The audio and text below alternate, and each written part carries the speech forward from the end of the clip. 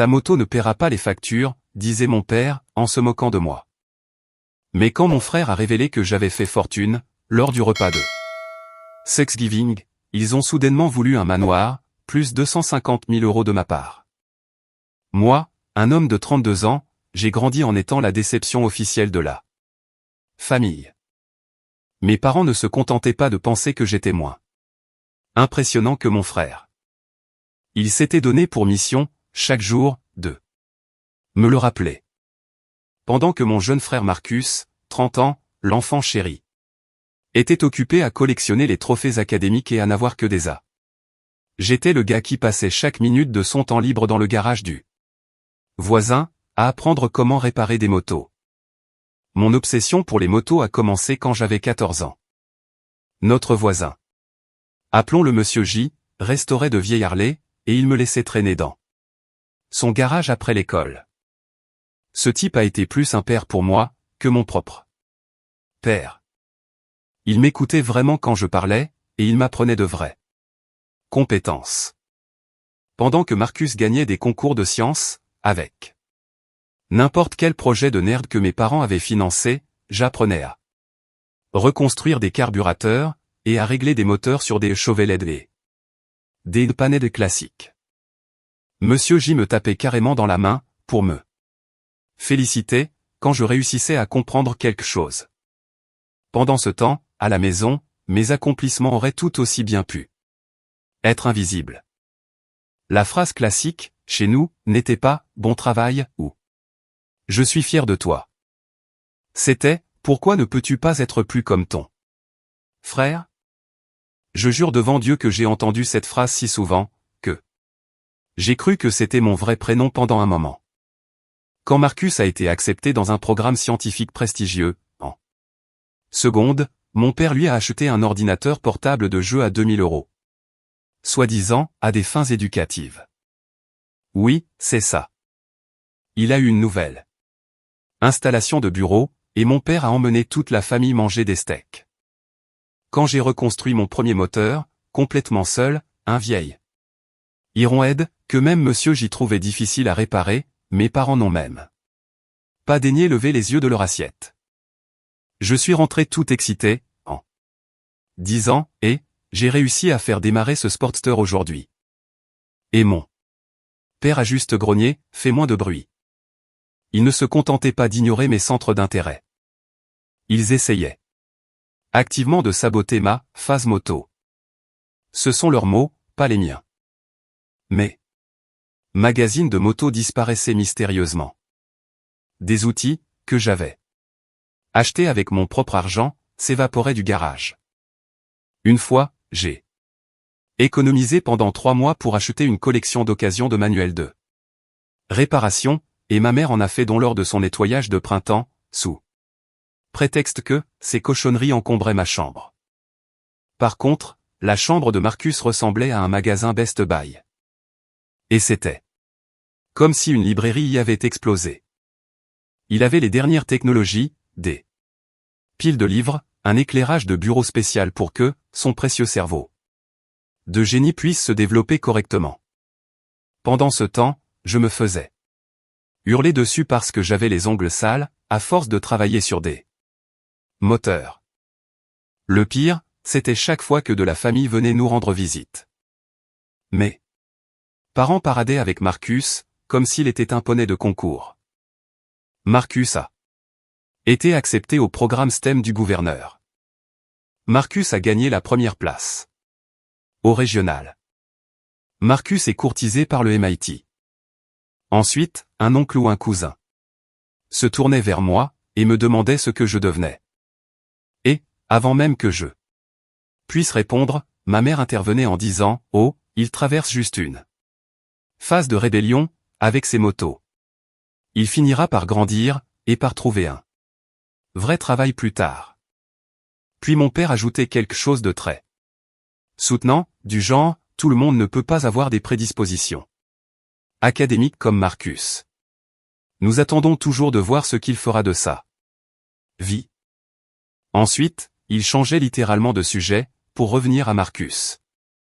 Je ne valais même pas une conversation. Au cours de ma dernière année de lycée, Marcus avait déjà été accepté dans 3 universités d'élite, avec des bourses complètes. Mes parents ont transformé notre réfrigérateur en un véritable sanctuaire, dédié à ses lettres d'acceptation, il en était littéralement recouvert. Je n'exagère pas. J'avais des notes solides, mais j'avais surtout un vrai plan de vie. Je voulais ouvrir un atelier de réparation de motos, spécialisé dans les classiques américaines. Je travaillais à temps partiel dans le garage du quartier depuis 2 ans. J'économisais chaque euro, et j'étudiais des plans d'affaires le soir. Mon patron disait que j'avais un vrai talent, et les clients demandaient spécifiquement que je travaille sur leur moto. Mais rien de tout cela n'avait d'importance pour mes parents. Selon eux, tout mon avenir était une blague, parce qu'il n'impliquait pas un diplôme prestigieux, ni de rester assis dans un bureau. Chaque fois que je parlais de mes projets de magasin, ma mère prenait un air peiné, comme si je venais de lui dire que je comptais faire les poubelles de façon professionnelle. Mon père, lui, ne l'admettait même pas. Il faisait littéralement semblant de ne pas m'avoir entendu parler. Le plus drôle, c'est que mes parents n'avaient même pas particulièrement réussi dans la vie, eux-mêmes. Mon père était un cadre intermédiaire, dans une compagnie d'assurance, constamment ignoré pour les promotions. Ma mère était une assistante administrative, mais elle parlait de sa carrière comme si elle dirigeait l'entreprise. Mais, d'une manière ou d'une autre, ils s'étaient convaincus que Marcus était leur billet pour briller par procuration. Il allait devenir quelqu'un d'important, et il pourrait dire, c'est notre fils. À 18 ans, j'étais pratiquement invisible dans ma propre maison. J'allais et je venais, et la moitié du temps, il ne s'en rendait même pas compte. Donc, quand j'ai obtenu mon diplôme de fin d'études secondaires, j'avais environ 12 000 € de côté. Pas de quoi changer une vie, mais c'était quand même sacrément impressionnant, sachant que je gagnais 8,50 € de l'heure, à jouer de la clé à molette au garage. J'avais vécu comme un moine pendant 2 ans. Pas de nouveaux vêtements, pas de sorties avec les amis, pas de console de jeu à 300 € que Marcus semblait recevoir à chaque Noël. Juste du travail, des économies. Et parfois l'achat de pièces pour m'entraîner à la reconstruction sur des motos bonnes pour la casse, que je revendais ensuite avec un petit bénéfice.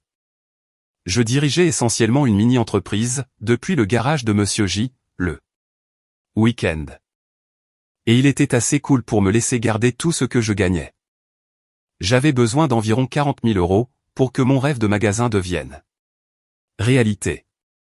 Un équipement adéquat, et pas les outils de seconde main que j'utilisais, le premier mois de loyer pour un petit local commercial, une assurance, ce qui coûte cher quand on a 18 ans, et un stock initial. J'avais passé des mois à faire des recherches acharnées sur les prêts aux petites entreprises, les options de la SBA, et les taux d'intérêt. Le seul problème, c'était que je n'avais pas d'historique de crédit. J'avais besoin d'un co-signataire. Je n'oublierai jamais le soir où j'ai essayé d'avoir cette discussion avec mes parents. J'ai attendu le dîner du dimanche, quand tout le monde était de bonne humeur. J'avais même préparé un classeur à l'allure très professionnelle, avec l'intégralité de mon plan d'affaires. Des onglets à code couleur, une analyse de marché, des recherches sur la concurrence, des prévisions de revenus, la totale. J'avais même des lettres de mon patron, et de 3 motards du coin, qui se portaient garants de mes compétences. J'avais passé 2 semaines à travailler sur ce truc, et ça semblait extrêmement sérieux. J'ai fait glisser ce classeur sur la table, et j'ai commencé à expliquer mon plan. Je n'ai même pas pu parler pendant 30 secondes, avant que mon père ne renifle littéralement, puis n'éclate de rire. Ma mère a feuilleté quelques pages, avec une expression sur le visage, comme si elle manipulait du papier. Toilette usagée. Le message était clair comme de l'eau de roche. Mon rêve était une blague pour eux. Mon père s'est mis à hurler, disant qu'aucun de ses fils n'allait gâcher sa vie comme singe de cambouis, alors qu'il pouvait faire des études et faire quelque chose qui nécessitait une véritable intelligence. Quand je leur ai fait remarquer qu'il donnait 30 000 € par an à Marcus, pour ses frais d'université, malgré sa bourse, mon père est devenu violet. Il a commencé à fulminer, en disant que Marcus investissait dans son avenir, tandis que moi, je jouais avec des motos dans un monde imaginaire. Je suis allé me coucher ce soir-là, en me sentant plus bas que la merde de baleine. Le lendemain matin, je me suis traîné jusqu'à la cuisine pour prendre un café avant d'aller travailler, et j'ai surpris mes parents en train de parler avec enthousiasme. Ils racontaient comment ils venaient juste de refinancer notre maison. Ils avaient retiré 120 000 € de capitaux propres, soit 4 fois ceux dont j'avais besoin pour mon entreprise, afin de créer un fonds pour l'expérience universitaire de Marcus. Mon père racontait, sans fin, que Marcus avait besoin de vivre dans une résidence étudiante haut de gamme, avec les bonnes relations, et qu'il aurait besoin d'argent pour les bons clubs sociaux et les programmes d'études à l'étranger, ce qui le préparerait pour la vie. Quelque chose s'est brisé en moi, ce matin-là. J'ai réalisé que je n'obtiendrais jamais une once de soutien de la part de ces gens. J'étais la roue de secours d'eux. La famille, l'enfant de rechange. Mon existence entière n'était qu'un plan B. Je n'ai pas dit un mot. Je suis allé au travail normalement, mais, dans ma tête, les rouages tournaient. J'avais fait des recherches sur différentes villes. Pendant des mois, comme plan de secours. Austin ne cessait de revenir. Une scène moto incroyable, un coût de la vie gérable, et des réglementations commerciales qui n'étoufferaient pas un nouveau magasin, contrairement à chez moi, dans le New Jersey. Quand je suis rentré à la maison, j'ai attendu que mes parents partent pour leur soirée en amoureux hebdomadaire. Ensuite, j'ai emballé tout ce que je possédais. Je suis allé à la banque, j'ai retiré toutes mes économies, et j'ai laissé la clé de la maison sur le comptoir de la cuisine, avec un mot. Parti construire mon avenir, puisqu'il n'y a pas de place pour cela ici. Je vous contacterai quand je serai installé. Puis, j'ai pris la route, direction Austin. Ma mère a appelé 5 fois, la première semaine. Pas une seule fois elle n'a demandé si j'allais bien, ou si j'avais un endroit où dormir. Au lieu de cela, j'ai eu droit à des messages vocaux délirants, m'expliquant à quel point j'étais égoïste et irrespectueux d'abandonner la famille, pile au moment où il devait se concentrer sur les préparatifs universitaires de Marcus. Le meilleur, c'est celui où elle a littéralement dit « Ton timing est tellement mal choisi. Nous allions avoir besoin de toi pour conduire les affaires de Marcus sur le campus et l'aider à emménager. Maintenant, nous allons devoir engager quelqu'un, ou prendre des congés nous-mêmes. Dieu nous préserve qu'ils lèvent le petit doigt. Pour leur enfant en or, alors qu'ils avaient une mule de bâtiment, parfaitement fonctionnelle, qu'ils auraient pu utiliser à la place. Mon premier mois à Austin a été un véritable enfer. J'ai loué une chambre dans une maison qui était un véritable taudis, avec 4 autres gars, pour 400 € par mois. La salle de bain avait un problème de moisissure noire, qui a probablement enlevé des années à ma vie. Et ma chambre était en fait un garde-manger converti, avec juste assez de place pour un matelas simple, et pas grand-chose d'autre. J'ai trouvé un boulot dans un atelier de réparation locale. Le propriétaire, Tom, était un motard de la vieille école, qui faisait de la mécanique depuis les années 70. Le gars avait l'air du Père Noël, s'il avait fait partie des Hells Angels. Une énorme barbe blanche, des bras couverts de tatouages décolorés, et un air renfrogné permanent, qui rendait les clients nerveux. Mais cet homme était un génie de la mécanique. Tom m'a fait commencer à 14 € de l'heure, soit presque le double de ce que je gagnais chez moi. J'ai pris tous les quarts de travail qui me tombaient sous la main, faisant régulièrement des semaines de 60 heures. Pendant mes jours de congé, j'aidais les gens à réparer leurs motos dans le garage de notre maison, pour des petits boulots payés en liquide, je me bâtissais ainsi une réputation, et un peu d'argent de côté. Mes colocataires pensaient que j'étais fou de travailler autant. Mais ils adoraient l'argent supplémentaire que je leur donnais, pour avoir accaparé l'espace du garage. Je vivais avec pratiquement rien. Des ramen, des œufs, et n'importe quel fast-food. En promotion. Pas de câble, pas de service de streaming, pas de bar ni de boîte de nuit. Juste travailler, dormir, et participer occasionnellement à des rassemblements de motos. Là-bas, je réseautais avec les motards locaux, et je distribuais des cartes pour mon activité secondaire.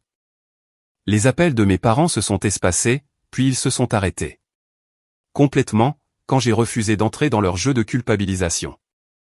Ils m'ont envoyé un seul colis, rempli de brochures universitaires pour des écoles d'Austin. J'ai bien rigolé avec ça, avant de le balancer à la poubelle. Au bout d'environ 3 mois, j'ai trouvé mon rythme.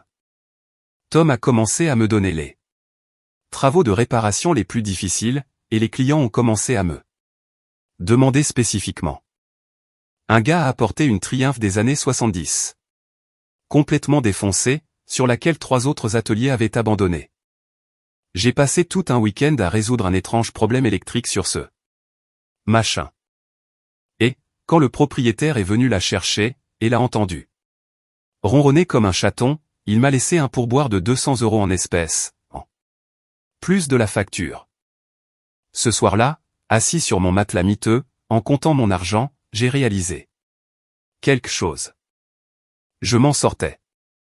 Je n'étais pas florissant, ni à l'aise, mais je survivais, et ce, entièrement selon mes propres termes. Personne ne me disait que mes rêves étaient stupides. Personne ne me faisait me sentir comme un prix de consolation, dans ma propre vie. Pour la première fois en 18 ans, j'étais exactement là où je devais être, et c'était bien meilleur que n'importe quelle lettre d'acceptation à l'université. Après une année à peine manger et dormir, j'avais assez d'économies pour faire une demande de prêt décente.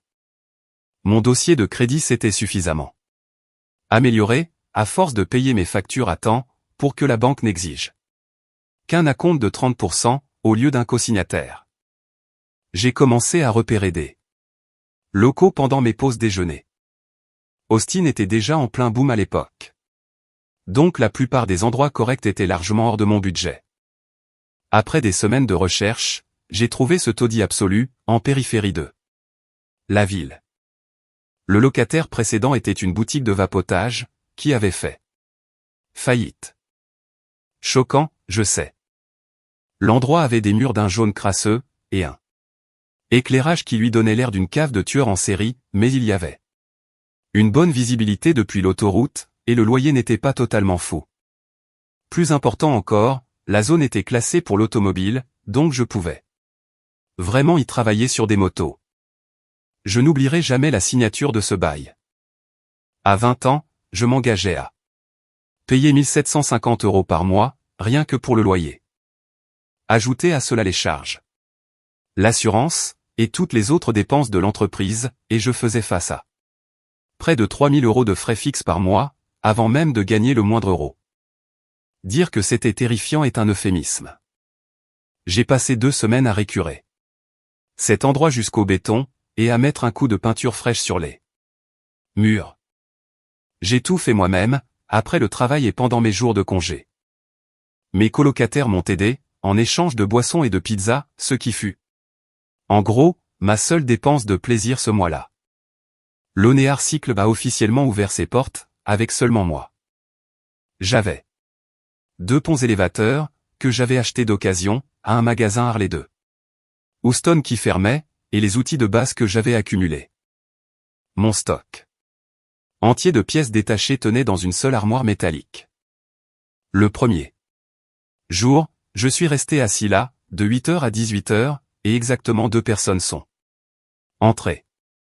Une personne cherchait l'ancienne boutique de vapotage, et un gars m'a demandé si je pouvais réparer sa tondeuse à gazon. Je l'ai fait pour 40 €, parce qu'on ne crache pas sur la soupe. Pendant les 3 premiers mois, j'ai continué à travailler à temps partiel au garage de Tom, pour m'assurer que mes factures étaient payées. Cela signifiait ouvrir mon propre magasin à 7 heures. Je travaillais jusqu'à 14 heures, puis je me rendais au garage de 15 heures à 20 heures. Ensuite, je retournais souvent à mon magasin, pour finir des travaux jusqu'à minuit.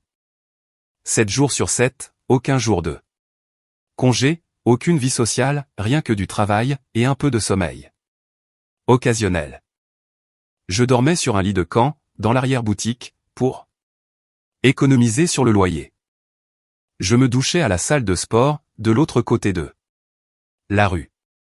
Si un inspecteur de l'hygiène avait vu mes conditions de vie, il m'aurait fait fermer sur le champ.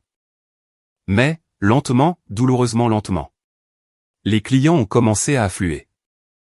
Au début, c'était juste des vidanges d'huile, et de l'entretien de base.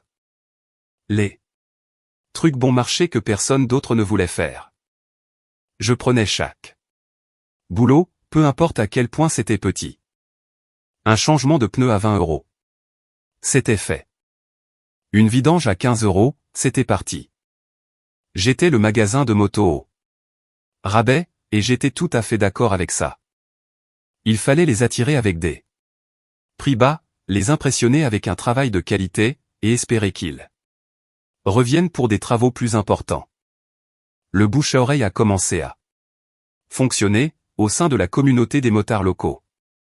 J'étais le nouveau gars qui ne surfacturait pas, qui était là quand il le disait, et qui savait travailler sur les motos américaines vintage, auxquelles les grands magasins refusaient de toucher. Après environ 6 mois, j'avais suffisamment d'activités régulières pour pouvoir quitter le garage de réparation. Tom a d'ailleurs été très cool avec ça. Il m'a dit qu'il s'attendait à ce que je parte des mois plus tôt. Ma première vraie chance est arrivée quand un gars riche de la technologie a amené son Opaned. Des années 60, 3 autres ateliers avaient essayé, sans succès, de le faire fonctionner correctement. Il avait entendu parler de moi par un membre de son club de motards, et il s'était dit qu'il n'avait rien à perdre. J'ai passé 3 jours d'affilée sur cette moto, dormant à peine, démontant tout le moteur pour le reconstruire. Quand il est venu la chercher, et qu'elle a démarré au premier coup de kick, tournant plus doucement qu'elle ne l'avait probablement fait. Depuis des décennies, il a été époustouflé. Il était tellement impressionné qu'il m'a laissé un pourboire de 1 000 €, en plus de ma facture. Il m'a dit qu'il en parlerait à tous ses potes. Et, putain, il ne plaisantait pas. En l'espace de 2 semaines, j'ai reçu 4 autres motos vintage, appartenant à ses compagnons de route. Ce n'étaient pas des motards lambda. C'étaient des cadres de la technologie, et des chirurgiens, avec de l'argent à brûler pour leurs motos de loisirs. Ils ne bronchaient pas sur mes tarifs horaires, et plusieurs ont mentionné qu'ils étaient soulagés de trouver quelqu'un qui connaissait vraiment les motos à carburateur, au lieu des trucs modernes à injection électronique. À la fin de la première année, j'ai embauché mon premier mécanicien, un vieux type nommé Franck, qui avait travaillé chez des concessionnaires pendant 30 ans. Avant de prendre sa retraite. Il s'ennuyait à la retraite, et voulait travailler à temps partiel. C'était le candidat idéal, et les clients l'adoraient. C'est histoire de vieux grincheux valait, à elle seule, son salaire. Le véritable tournant s'est produit quand j'ai ajouté la personnalisation à nos services. J'avais toujours été passionné par la construction de Chopé. Mais je n'avais jamais eu ni le temps, ni l'argent, pour m'y consacrer. Puis, l'un de mes clients, cadre dans la tech, m'a demandé si je pouvais lui construire un bobet sur mesure, en partant de zéro. Je lui ai fait un devis de 18 000 €, en m'attendant à ce qu'il recule. Il n'a même pas négocié, il a simplement posé un acompte de 9 000 €, comme si c'était de l'argent de poche. Pour un café. Cette première construction sur mesure a failli me tuer. J'y ai passé chaque heure de mon temps libre, pendant 2 mois. J'ai fait environ 1 million d'erreurs, et j'ai dû refaire des pièces plusieurs fois. Mais, quand ça a été terminé, mon vieux. Noir brillant, avec de subtiles flammes fantômes rouges. Dépouillé de tout sauf de l'essentiel, avec une posture parfaite. C'était une véritable œuvre d'art roulante. Quand le client est venu la chercher, il est resté sans voix. J'ai commencé à réaliser une construction personnalisée à la fois, en parallèle de notre activité de réparation. Chacune était meilleure que la précédente. J'ai commencé à prendre des photos de tout. J'ai créé un compte Instagram pour le magasin, avec uniquement des motos sur lesquelles nous travaillions, et des réalisations terminées. Je voulais un espace pour exposer notre travail. 2 ans après l'ouverture, nous réalisions un chiffre d'affaires d'environ 500 000 € par an, avec de beaux bénéfices. J'ai embauché 2 mécaniciens à temps plein supplémentaires, ainsi qu'une personne à la réception, pour gérer la planification et les commandes de pièces. J'ai emménagé dans un bel appartement, j'ai acheté de nouveaux outils, j'ai élargi notre stock de pièces, et j'ai ajouté une salle d'attente petite, mais décente. Pour les clients, avec du café et le Wi-Fi. La vraie cerise sur le gâteau, c'était de m'offrir enfin la moto de mes rêves. Une Harley, Chauvet LED, de 1969, entièrement restaurée, qui a été mise en vente au décès d'un vieux collectionneur. Bleu métallique, avec des chromas. L'infini. Le même modèle que Monsieur J restaurait, quand j'avais commencé à traîner dans son garage, étant enfant. Elle m'a coûté 22 000 € et valait chaque centime. Pendant tout ce temps, mes parents n'en avaient aucune idée. Nous nous parlions à peine, juste un SMS pour les anniversaires et les fêtes. Ils ne m'ont jamais interrogé sur l'entreprise, et je n'ai jamais fourni l'information de moi-même. Dans mon esprit, ils avaient perdu le droit de connaître mon succès, lorsqu'ils m'avaient mis à la porte, en riant de mon plan d'affaires. Tant pis pour eux. Pas pour moi. Mais la famille a le chic pour s'immiscer de nouveau dans votre vie, surtout quand elle flaire l'argent. Et c'est là que cette histoire devient vraiment intéressante. Au dernier Thanksgiving, j'ai pris l'avion pour rentrer chez moi. Pour la première fois depuis des années. Une erreur totale. À quoi pensais-je? Bon sang? Une énorme erreur. Tout a commencé par un SMS, venant de Marcus, de toutes les personnes possibles. Et, frérot. Ça fait longtemps. On fait tous Thanksgiving à la maison, cette année. Tu devrais venir.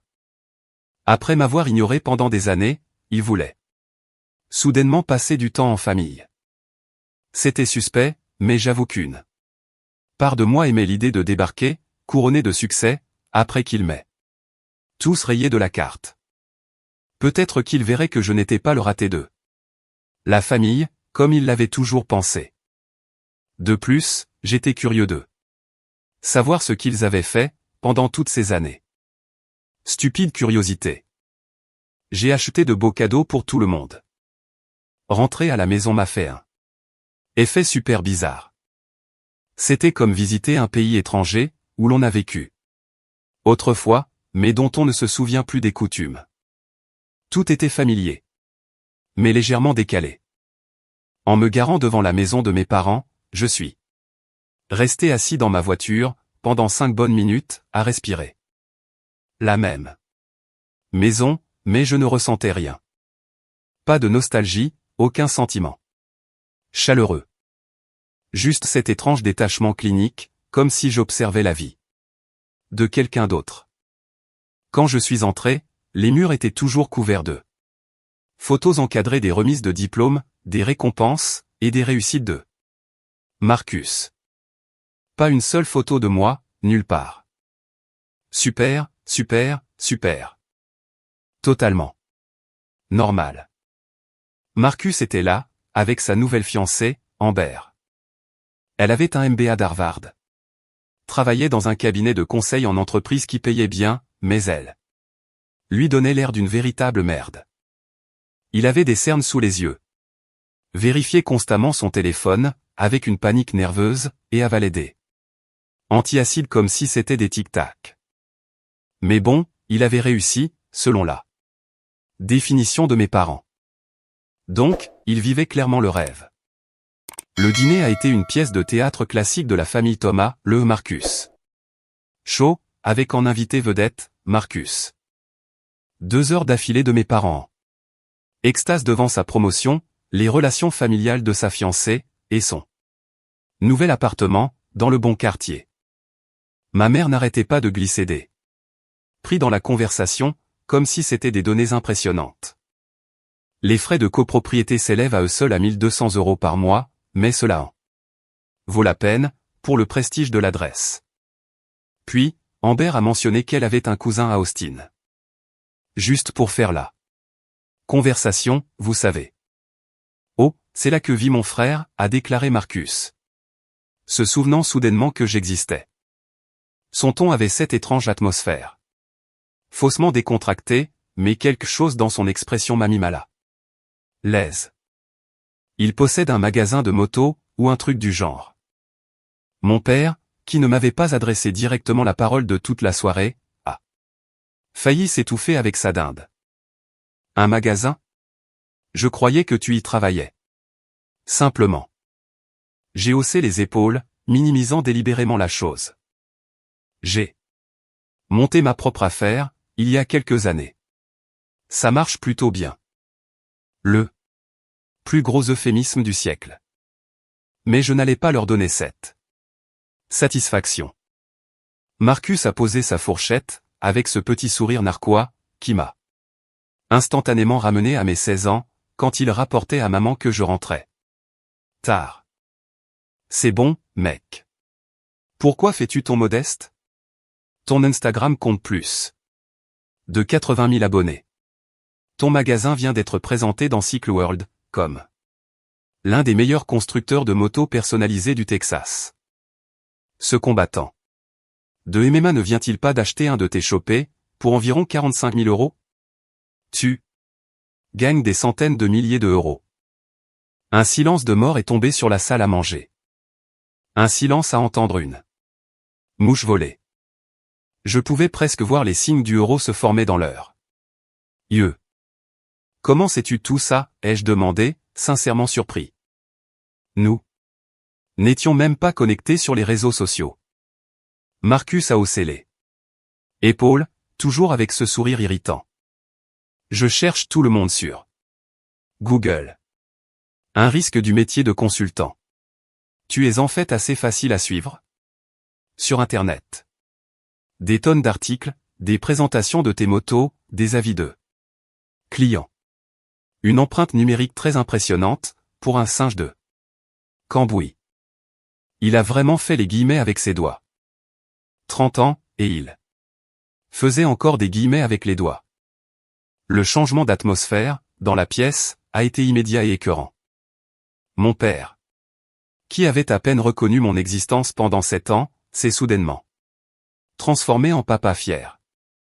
Il a commencé à raconter à Amber comment j'avais toujours eu un esprit mécanique, et comment il avait encouragé ma passion, dès le premier jour.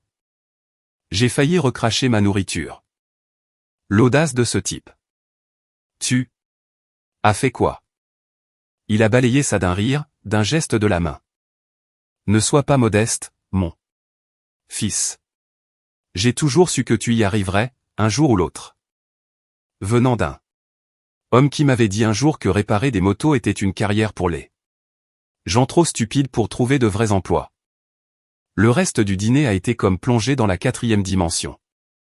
Mes parents n'ont cessé de me bombarder de questions sur l'entreprise, mais pas des questions normales, du genre « Es-tu heureux ?» ou « Aimes-tu ton travail ?» Non, c'était plutôt « Quel est ton chiffre d'affaires annuel, combien d'employés as-tu, maintenant, et quelle est la valeur de l'immobilier dans ta région ?» Mon père a même utilisé le terme d'EBITDA, qu'il avait très probablement appris dans un film sur Wall Street, la semaine précédente. Après le dîner, le véritable ordre du jour est apparu. Mon père m'a coincé, le bras autour de mes épaules, comme si nous étions de vieux potes de longue date. Il a commencé à discourir sur mon impressionnante réussite entrepreneuriale, et Sur le fait qu'il avait toujours su que j'avais ça en moi. Des années de silence, mais soudainement, nous étions les meilleurs amis du monde, parce que mon compte en banque comportait des virgules. C'est drôle comme ça fonctionne. Ma mère est arrivée avec son iPad, pour me montrer des photos de maisons qu'elle envisageait d'acheter. L'une d'elles était une propriété au bord du lac, avec un ponton pour les bateaux, qui semblait tout droit sorti d'une brochure de vacances. Celle-ci a besoin d'environ 100 000 € de rénovation, a-t-elle dit très nonchalamment, comme si elle discutait du prix des pommes de terre. Ce n'est rien, pour quelqu'un qui a réussi comme toi. Nous pourrions y organiser des réunions de famille, en été. Ne serait-ce pas agréable, après toutes ces années de séparation? J'ai juste hoché la tête, et j'ai émis des bruits évasifs, en regardant toute cette mascarade se dérouler. Le plus surréaliste, c'est qu'il semblait sincèrement croire que je marchais dans leur combine. Comme si nous avions une histoire alternative, dans laquelle ils avaient été des parents aimants et d'un grand soutien, pendant tout ce temps. Puis, au moment du dessert, mon père s'est raclé la gorge, avec l'énergie d'un discours répété. Tu sais, ta mère et moi avons fait des plans financiers. Nos portefeuilles de retraite ont pris un coup, lors de la dernière correction du marché. Et cette maison, eh bien, nous l'avons refinancée plusieurs fois, pour les études de Marcus. Le choix financier le plus intelligent serait de prendre une retraite anticipée, pour éviter la tranche d'imposition élevée de mes revenus de fin de carrière. Il a fait une pause, me lançant un regard significatif. Je savais exactement où cela menait, mais je l'ai laissé finir. Peut-être que tu pourrais aider un peu ta famille. Tu sais, rendre l'appareil. Après tout ce que nous avons investi pour t'élever. J'ai haussé un sourcil. Vous pensez à combien, exactement? Mon père a jeté un coup d'œil à ma mère, comme s'il s'était entraîné pour ça, puis il a lâché la bombe. Nous aurions besoin d'environ 250 000 € pour être à l'aise. Plus peut-être la mise en place d'une petite allocation mensuelle. Les frais universitaires nous ont vraiment épuisés.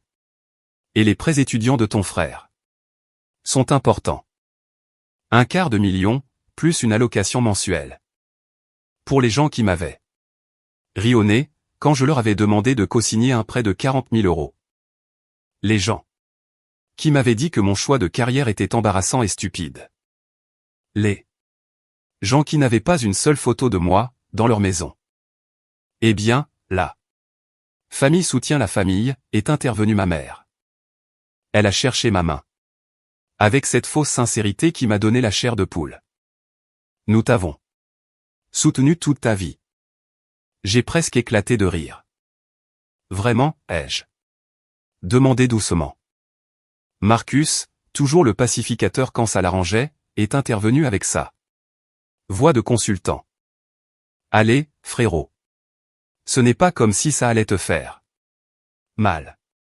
J'ai vu l'expansion de ton magasin, dans cet article. Tu cartonnes, alors. Que papa et maman ont du mal à joindre les deux bouts. N'est-ce pas à ça que sert la famille? J'ai simplement hoché la tête, et j'ai dit que j'y réfléchirais, mais je connaissais déjà ma réponse. Je voulais juste profiter du spectacle. Ma mère m'a serré dans ses bras pour me dire au revoir, à la porte, en murmurant, nous sommes si fiers de toi, chérie. J'ai toujours su que tu ferais quelque chose de ta vie. La partie la plus folle, c'est que je pense qu'elle y croyait. Vraiment. Les gens réécrivent vraiment l'histoire, pour devenir les héros de leur propre récit. Sur le chemin du retour, je n'arrêtais pas de repasser la soirée dans ma tête. Le revirement absolu, à 180 degrés, dans la façon dont il m'avait traité. La façon dont j'étais soudainement devenu visible, après avoir été le fantôme de la famille pendant des années. Ma mère a commencé à m'envoyer des SMS, avant même que je n'embarque dans l'avion. C'était tellement merveilleux de se retrouver. Papa et moi pensons à cette propriété au bord du lac. Quand pouvons-nous nous attendre à ta contribution? Le culot absolu de ces gens. Je suis sérieux. Pas même un « merci d'y réfléchir ». Ou un « nous te serions reconnaissants si, non, directement à « quand ». Est-ce que mon argent va commencer à rentrer? Les messages suivants sont devenus de plus en plus arrogants. Mon père m'a littéralement envoyé un texto disant « Nous avons ouvert un compte spécial pour tes contributions familiales. Je t'enverrai les instructions pour le virement par email. » Comme si c'était déjà une affaire conclue. Je n'ai répondu à rien de tout ça. Je les ai juste laissés s'enfoncer encore. Plus. Au 5e message, j'ai bloqué leur numéro. Celui de mon frère aussi. Puisqu'il avait commencé à intervenir, pour me dire à quel point j'étais égoïste. Je me suis dit que c'était terminé. Qu'il serait en colère. Qu'il raconterait de la merde sur moi, à la famille élargie, mais qu'il finirait par passer à autre chose, en réalisant qu'il ne pourrait pas tirer du sang de ce caillou-là. Mon Dieu, que j'avais tort. Environ 3 semaines après les avoir bloqués, j'ai commencé à recevoir des messages bizarres, venant de parents éloignés et de vieux amis du lycée. Est-ce que tout va bien, à la maison? J'ai entendu dire que tu avais des problèmes avec tes parents. Puis, mon cousin a appelé. Mec, tu dois vérifier Facebook, a été la première chose qu'il m'a dite. Tes parents sont dans une putain de croisade. Je n'étais pas allé sur Facebook depuis des mois, mais je me suis connecté à mon compte poussiéreux. Et, putain de merde, mes parents avaient opté pour l'option nucléaire. Ils publiaient des mises à jour quotidiennes, sur leur fils à problème, qui avait volé l'argent de la famille, et les avait abandonnés dans le besoin.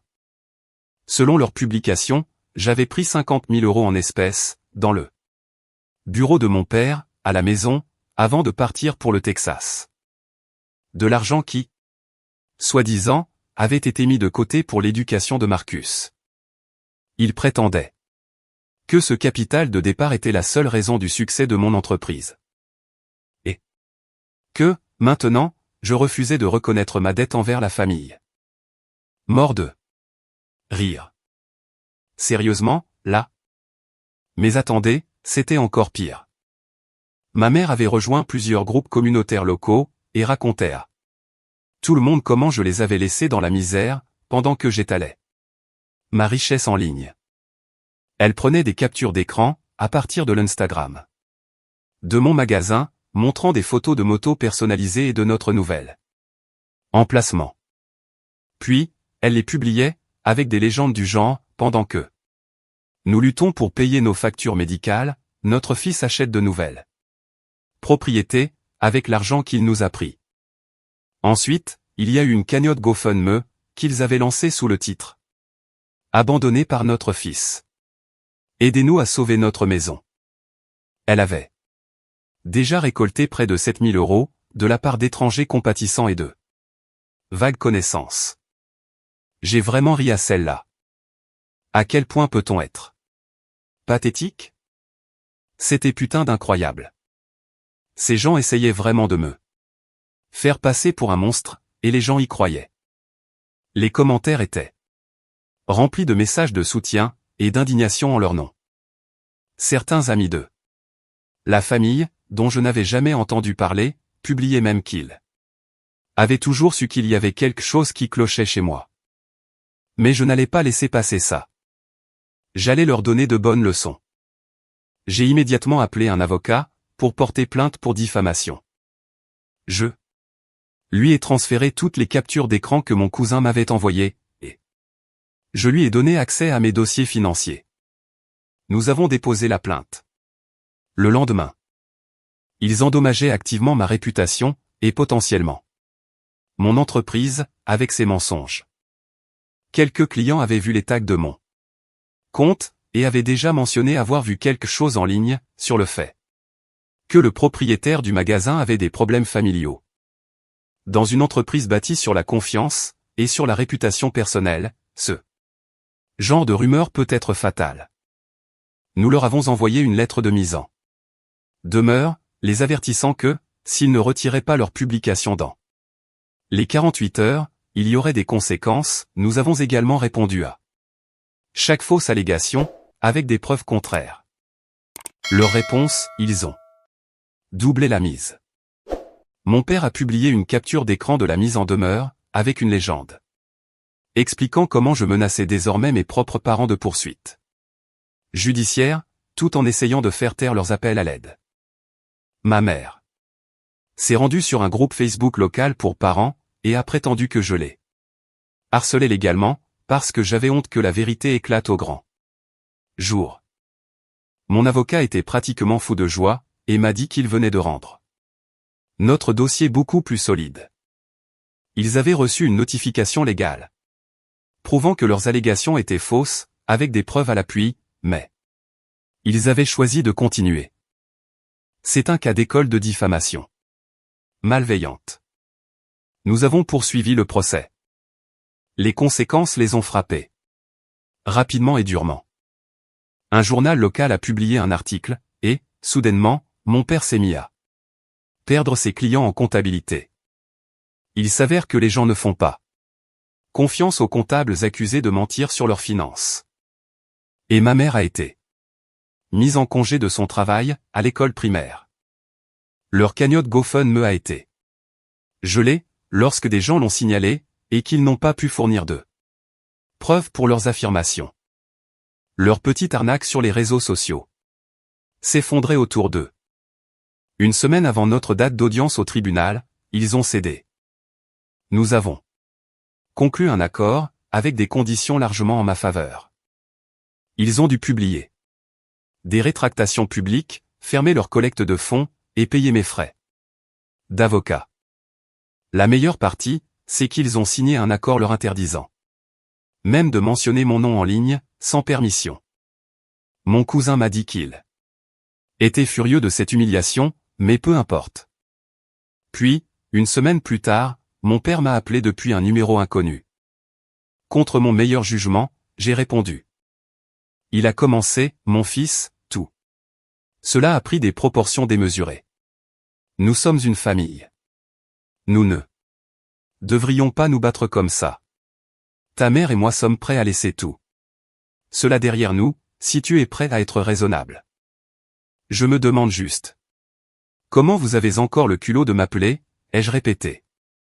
Qu'est-ce que vous voulez, bordel? Je m'en fous si ça a dégénéré. Vous avez fait votre lit, à vous de vous y coucher. Mon fils, s'il te plaît. Nous sommes dans une situation financière difficile. Depuis tout ce malentendu. Mon entreprise en souffre. Ta mère pourrait perdre son emploi. Nous ne nous attendions pas à ce que les choses aillent si loin. Nous sommes vraiment désolés. Traduction, nous ne nous attendions pas à nous faire baiser, en essayant de ruiner ta réputation. Ce n'est pas mon problème. Ai-je dit. C'est terminé entre nous. Si vous me contactez encore, je vous dénoncerai pour harcèlement. Maintenant, assumez les conséquences, et foutez-moi la paix.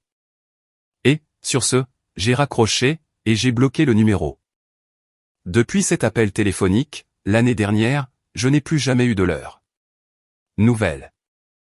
Pendant ce temps, ma carrière est toujours en plein essor. Je viens d'ouvrir notre deuxième succursale. Nous sommes maintenant le premier atelier de moto personnalisé du centre du Texas, avec une liste d'attente de 8 mois pour les constructions. J'ai 20 employés, une ferme restaurée à l'extérieur d'Austin. Et la liberté de construire les types de motos dont je rêvais autrefois, pendant qu'on me disait que je gâchais ma vie. Donc, voilà mon histoire, Reddit. La prochaine fois que quelqu'un vous dira que la famille passe avant tout, ou que les liens du sang sont sacrés, souvenez-vous que certains liens familiaux sont, en réalité, des chaînes. Coupez-les, s'il le faut, pour construire votre propre vie. Le succès est la plus douce des vengeances. Merci pour toutes les récompenses, et les commentaires de soutien. Pour répondre à quelques questions courantes.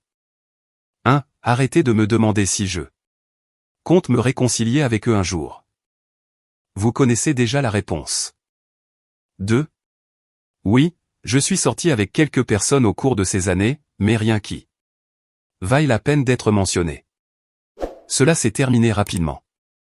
3. Arrêtez de me demander pourquoi aucun de vous ne peut trouver l'Instagram de l'Onéard. J'ai changé tous les noms, pour des raisons évidentes.